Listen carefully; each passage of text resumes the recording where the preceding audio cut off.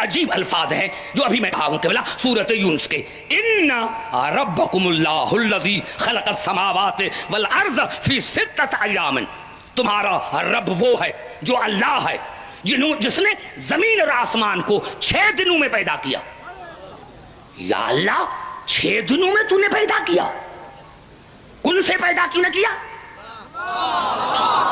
یہ 6 دنوں میں پیدا کیوں کیا؟ حالانکہ تو کہہ رہا ہے کہ میں نے 6 دنوں میں پیدا کیا زمین اور آسمان کو، تو اس وقت آپ کو ماننا پڑے گا کہ سورج نہ تھا، چاند نہ تھا، تو پہلے تو تم تعین کرو کہ یہ 6 دن کا، بھائی چاند نہ تھا، سورج نہ تھا، تو پہلے تو ہمیں 6 دن سمجھاؤ۔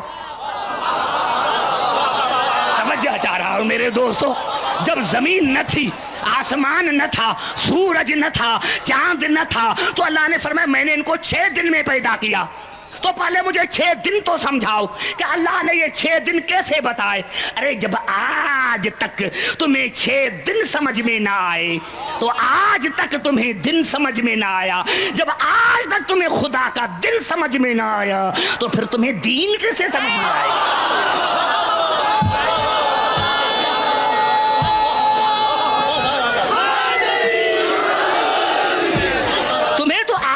خدا کا دن سمجھ میں نہیں آیا کہ وہ خدا ہے جس نے زمین اور آسمان کو 6 دنوں میں پیدا کیا۔ یا اللہ 6 دنوں میں تو قادر مطلق ہے، یہ 6 دن کیوں؟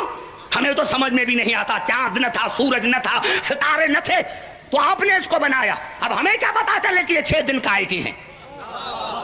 تو یہ خلقت ہے۔ ان پھر سمجھو اللہ لہ الخلق والامر، اللہ کے لیے کیا ہے؟ خلق اور امر۔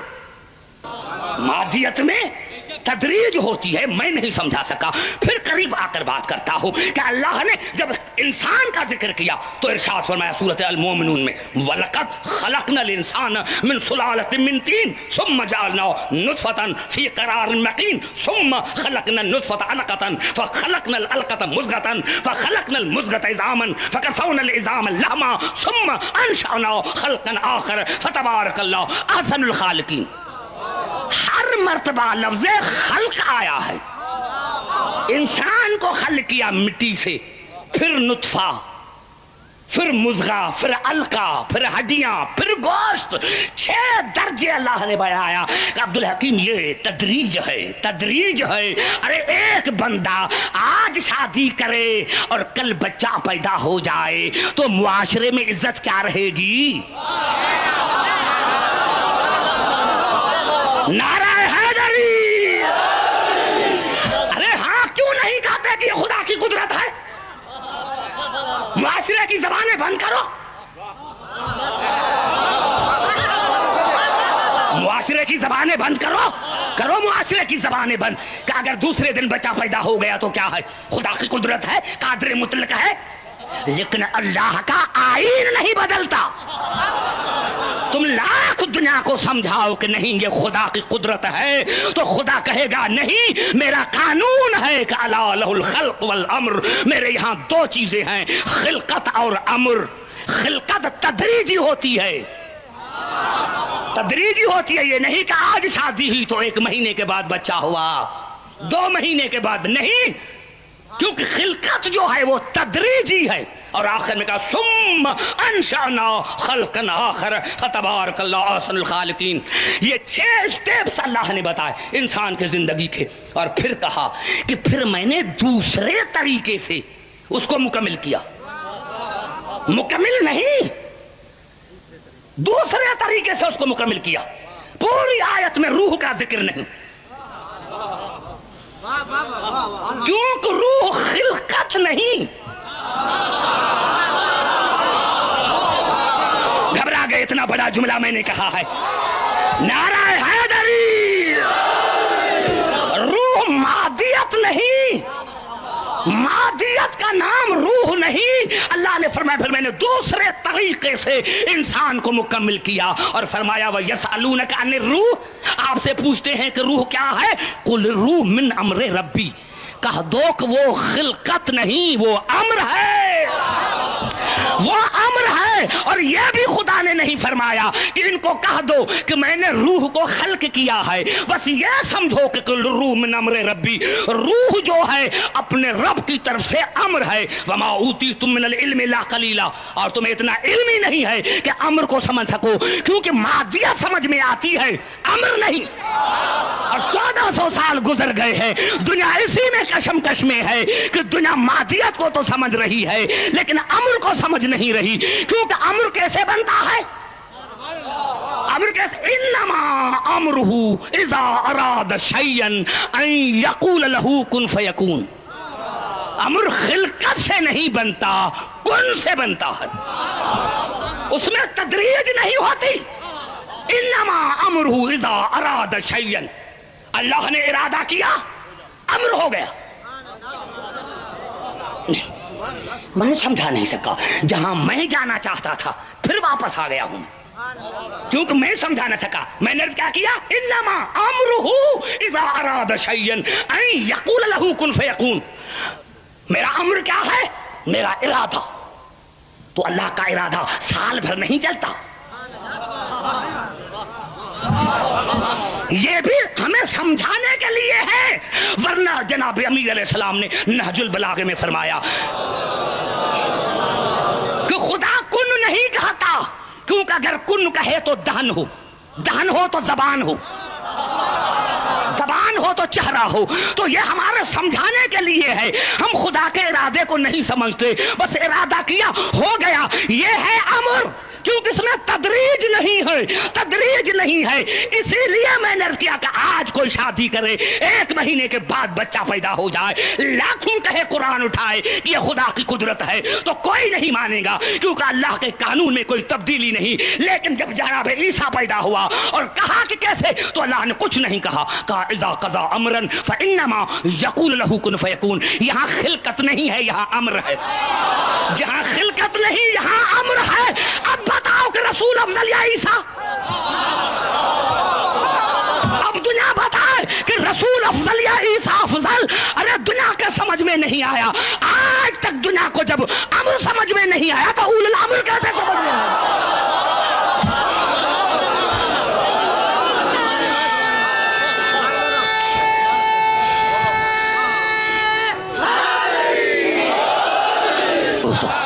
یا تو حقائق کو مان کر، اور نہیں، کتنی مرتبہ خدا نے کہا ہے، کتنی مرتبہ خدا نے کہا ہے، اب تو قریب آ رہا، اب نتیجہ نکل رہا ہے، ابھی کوئی حدیث نہیں، کوئی حدیث نہیں، کوئی حدیث نہیں پڑھ رہا۔ ضرورت کیا ہے؟ ضرورت کیا ہے؟ ضرورت کیا ہے؟ ضرورت کیا ہے کہ عبدالحکیم حدیث پڑھے؟ تو پھر آؤ قرآن پر ہی بات کریں، اور سر پر قرآن رکھو۔ ترجمہ غلط کیا، واجب القتل، آیت غلط پڑھی، واجب القتل، اور اگر آیت بھی صحیح ہے ترجمہ بھی صحیح ہے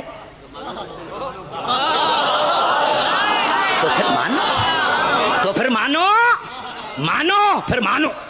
نہیں قبلہ ایسی آیت، قبلہ آپ کی دعاؤں سے اب 2 آیتیں پڑھ رہا ہوں، پہلے ایک آیت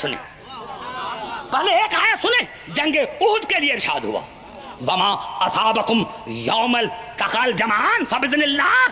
میرے حبیب اگر آپ سے کوئی پوچھے کہ یہ جنگ احد کیوں ہوئی تو ان کو کہو کہ اللہ کے اذن سے ہوئی، اللہ نے چاہا کہ یہ جنگ ہو، اللہ نے چاہا کہ یہ جنگ ہو۔ آج کا نوجوان کہتا ہے اسلام میں خون ریزی کیوں؟ خون ریزی نہیں، اسلام میں خون ریزی جائز ہے، لیکن غلط نہیں، جائز۔ ناحق خون ریزی ناجائز ہے، لیکن حقیقت پر ہے تو جائز ہے۔ اللہ نے فرمایا اگر آپ سے کوئی پوچھے کہ یہ جنگ احد کیوں ہوئی تو کہا اللہ نے چاہا کہ یہ جنگ ہو، کیوں؟ وَلْيَعْلَمَ الْمُؤْمِنِينَ وَلْيَعْلَمَ الَّذِينَ نَافَقُوا، تاکہ میں دنیا پر ظاہر کر دوں کہ کون ہے جو رسول کی اتباع کر کے مومن بنتا ہے اور کون ہے جو رسول کو چھوڑ کر منافق بنتا ہے۔ نعرہ حیدری! ہر سال گاؤں کے گاؤں شیعہ ہوتے ہیں. ارے 10 دن میں کہتے ہیں نیا سال ہے، نیا سال، اور ابتدائی رونے سے. یہ اخبار میں آیا ہے. ہمیں انہوں نے کہا یہ کتنی منحوس قوم ہے کہ ابتدائی رونے سے، نئے سال کی ابتدائی رونے سے. تو پھر اگر ہم منحوس ہیں تو پھر تم زیادہ منحوس ہو. اپنے دائی سے پوچھو کہ جب تمہاری ابتدا ہوئی تھی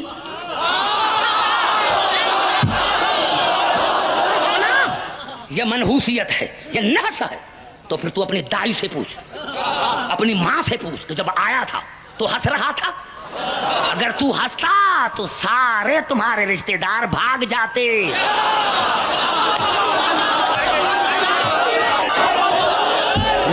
تمہارے سارے رشتہ دار بھاگ جاتے. آتے ہی رونا زندگی کی علامت ہے. آتے ہی رونا یہ زندگی کی علامت ہے. ہم ابتدا اسی لیے رونے سے مناتے ہیں کہ ہم زندہ قوم ہیں، مردہ نہیں. مردہ وہ ہیں جن کے پیر مردہ ہیں. ہم زندہ قوم ہیں، ہم زندہ قوم ہیں. اپنی ابتدا زندگی سے کرتے ہیں. یہاں ہمیں زندگی ملتی ہے. اور خدا کی قسم اگر تمہاری کتابوں میں یہ الفاظ نہ ہو تو کل مجھے پھانسی پر لٹکا. اور اگر ہے تو پھر عبدالحکیم کی بات سن کہ جب حسین دنیا میں آئے اور رسول کو پتا چلا اور کہا ام ایمن یا اسماء بنت امیس جاؤ میرے حسین کو لے کر آؤ، میرے حسین کو لے کر آؤ. اب حسین رسول کے ہاتھوں پر آیا، بے تحاشا آنکھوں سے آنسو بہے. ام ایمن نے کہا یا رسول اللہ بیٹا اچھا نہیں لگا. کہا ام ایمن اگر اچھا نہ لگتا تو میں روتا کیوں؟ بڑا اچھا لگتا ہے، بڑا اچھا لگتا ہے، اسی لیے تو روتا ہوں. کہا پھر یا رسول اللہ بتاؤ تو صحیح. کہا آپ کو تھوڑا ہی بتاؤں گا، جاؤ میری بیٹی فاطمہ کو لے کر آ. اداداران حسین یہ رونے کے دن ہیں، رونے کے دن ہیں. اور اس طرح رو جس طرح جنت میں فاطمہ رو رہی ہے. اداداران حسین اس طرح رو جس طرح جنت میں فاطمہ رو رہی ہے. خدا کی قسم میں نہیں کہہ رہا، نوجوانوں شیخ مفید علیہ رحمت نے لکھا ہے، شیخ مفید علیہ رحمت نے لکھا کہ کوفے کے باہر ایک گاؤں تھا، ایک مومنہ رہتی تھی. جب محرم کا چاند نظر آتا تھا تو منہ کرتی تھی شام کی طرف اور کہتی تھی آقا زادی تو شاہد رہنا میں تنہا ہوں، اگر کوئی دوسرا مومن دوسری مومنہ ہو تو میں اسے بیٹھ کر حسین کا ماتم کروں. شیخ مفید علیہ رحمت نے لکھا ایک مرتبہ محرم کا چاند نمودار ہوا یا کسی نے مومنہ کے دروازے پر دق الباب کیا. مومنہ نے دروازہ کھولا، جیسے ہی دروازہ کھولا دیکھا ایک کالے برقعے والی بی بی آ گئی ہے. بی بی بڑی خوشی. کہا کون ہو مومنہ؟ کہا آپ نے جو دعا مانگی تھی کہ کوئی مومنہ آئے جو میرے ساتھ حسین کے لیے ماتم کرے، میرے لیے حسین کے لیے روئے. میرے دوستوں شیخ مفید علیہ رحمۃ اللہ کا 9 رات اس مومنہ نے اور اس بی بی نے ماتم کیا، رویا. جب 9 محرم الحرام کی صبح ہوئی، فجر کی نماز دونوں نے پڑھی. فجر کے نماز کے بعد اس کالے برقعے والی بی بی نے مومنہ سے کہا مومنہ ابھی میں جا رہی ہوں. عزاداران حسین یہ اتنا جملہ ہے کہ مر جائیں تو بہتر ہے. جب یہ کہا نا کہ مومنہ میں جا رہی ہوں خدا حافظ، تو کہا بی بی تم کون ہو؟ میں نے نام نہیں پوچھا. اب آنے والی رات شب عاشور ہے، بڑی مصیبت والی رات ہے، اور تو نے 9 راتیں میرے ساتھ ماتم کیا ہے اور مصیبت والی رات مجھے چھوڑ کے چلی جا رہی ہے. بی بی پہلے تو بتا کہ تمہارا نام کیا ہے. شیخ مفید علیہ رحمت نے لکھا بی بی نے برقع ہٹایا اور کہا مومنہ پہچانا نہیں، میں حسین کی ماں بطول.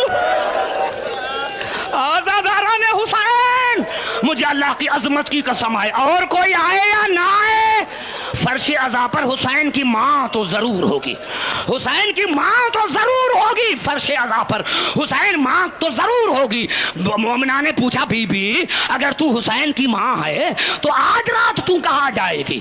کہا مومنہ آج رات مجھے دور دور جانا ہے. سب سے پہلے میں شام زینب کے پاس جاؤں، شام سے ہو کر میں کربلا حسین کے پاس جاؤں گی، کربلا کے بعد کوفے جاؤں گی، کوفے عزاداران حسین ایک جملہ کہنا چاہتا ہوں میرے دوستوں، میرے بزرگوں، مجھے علماء نے بھی یہی بتایا کہ سب سے فرش عزا پر بطول آتی ہے، لیکن قبلہ جب میں نے تاریخوں کا مطالعہ کیا، شہاب الدین زہری کا یہ قول پڑھا کہ جب بھی مجلس ہوتی ہے تو ہر معصوم تو پہلے آتا ہے، لیکن سب سے آخر میں سید سجاد آتا ہے۔ ہاں نوجوانوں، جتنا رونا آئے رو لو۔ عزاداران حسین، شہاب الدین زہری کہتا ہے کہ جب بھی مجلس ہوتی تھی سید سجاد آخر میں آتے تھے، اور آخر میں آ کر مومنین کی جوتیوں میں بیٹھ جاتے تھے، مومنین کی جوتیوں میں بیٹھ جاتے تھے، اور جوتیوں میں بیٹھ کر صرف بیٹھنا نہیں، مومنین کی جوتیوں کو سیدھا کرتے تھے۔ نوجوانوں، یہ بڑی بات ہے جس پر عبدالحکیم مر جائے کہ جب مومنین کی جوتیوں سیدھا کرنے لگے، شہاب الدین نے کہا میں پاؤں پر گر گیا، مولا ہمیں گنہگار نہ کر، یہ مومنین کی جوتیاں کیوں سیدھے کر رہے ہیں؟ تو سید سجاد نے رو کر کہا شہاب الدین، یہ رونے والے میرے بابا کے مہمان ہیں۔ ہاں ہاں عزاداران حسین، یہ رونے والے میرے مہمان ہیں، مجھ پر فرض ہے کہ میں بابا کے مہمانوں کی خدمت کروں۔ ہاں ہاں عزاداران حسین، ایک جملہ کہوں، الصواعق المحرقہ میں بھی یہ الفاظ ہیں کہ قیامت میں آواز آئے گی، اے اہل معاشرہ آنکھیں بند کرو، بطول آ رہی ہے۔ اے اہل معاشرہ آنکھیں بند کرو، بطول آ رہی ہے، بطول آ رہی ہے۔ صحابیوں نے پوچھا یا رسول اللہ، جب یہ آواز آئے گی تو آپ بھی آنکھیں بند کریں گے؟ کہا میں بھی آنکھیں بند کروں گا۔ کہا آپ کی تو بیٹی ہے، کہا اسی حالت میں آئے گی، اسی لیے میں آنکھیں بند کروں گا کہ گلے میں زینب کی چادر ہوگی، ایک ہاتھ میں عباس کا بازو ہوگا، دوسرے ہاتھ میں اصغر کا کرتا ہوگا، میدان حشر میں آئے گی۔ ہاں میدان حشر میں آئے گی، خدا پوچھے گا بی بی کچھ کہنا ہے؟ کہے گی ہاں یا اللہ کہنا تو بہت ہے، لیکن ایک بات کہتی ہوں کہ ایک ہی دن میں ایک ہی گھر سے میرے 72 لاشیں نکالے گئے۔ عزاداران حسین، میں ایک جملہ کہہ کر ختم کرنا چاہتا ہوں، اسی لیے کہ آپ نے بہت رو لیا اور ساری رات روتے رہیں گے۔ میں کہتا ہوں آقا زادی بطول دربار میں آئی، لیکن انبیاء کو بھی حکم ہوا کہ آنکھیں بند کریں، رسول کو بھی حکم ہوا کہ آنکھیں بند کریں۔ بی بی دکھ تو اسی بات کا ہے کہ شام کے بازار میں کسی نے نہیں کہا کہ آنکھیں بند کرو، شام کے بازار میں کسی نے نہیں کہا کہ آنکھیں بند کرو، بطول کی بیٹی آ رہی ہے۔ نوجوانوں، ایک جملہ نہ کہوں تو شاید آج کی تقریر مکمل نہ ہو سکے۔ نوجوانوں، ابھی میں شام سے آیا ہوں، 4 جون سے میں شام سے آیا ہوں۔ نوجوانوں، جب میں بی بی زینب کے زری میں داخل ہوا تو ایک خدام بیٹھا ہوا تھا جس کے آگے کئی چادریں رکھی ہوئی تھی، جو بھی عورت ننگے سر آتی تھی اس کو چادر اڑاتے تھے، اور مجھے کہا کہ عبدالحکیم ذرا اس عبارت کو تو پڑھو عربی میں، تو وہاں بی بی زینب کی عبارت لکھی ہوئی تھی کہ اے عورتیں جب میری زیارت کے لیے آؤ تو ننگے سر نہ آنا۔ بڑا جملہ ہے، میری زیارت کے لیے آؤ تو ننگے سر نہ آنا، ارے سر پر چادر اوڑھ کر آنا۔ بزرگوں، جو بھی غیر عورت کو ننگے سر دیکھنا نہیں چاہتی، خدا جانے وہ زینب خود ننگے سر کیسے آئی ہوگی۔ اور عزاداران حسین، ایک جملہ مجھے سمجھ میں آیا، جب میں کربلا گیا تھا تو دوستوں نے مجھے کہا تھا کہ کربلا سے کفن لے کر آنا، کربلا سے کفن لے کر آنا۔ جب شام گیا تو ہر عورت کو چادر مل رہی تھی۔ آج مجھے سمجھ میں آیا کہ بی بی زینب نے بھائی حسین کو کہا بھائی حسین تجھے کفن نہ ملا،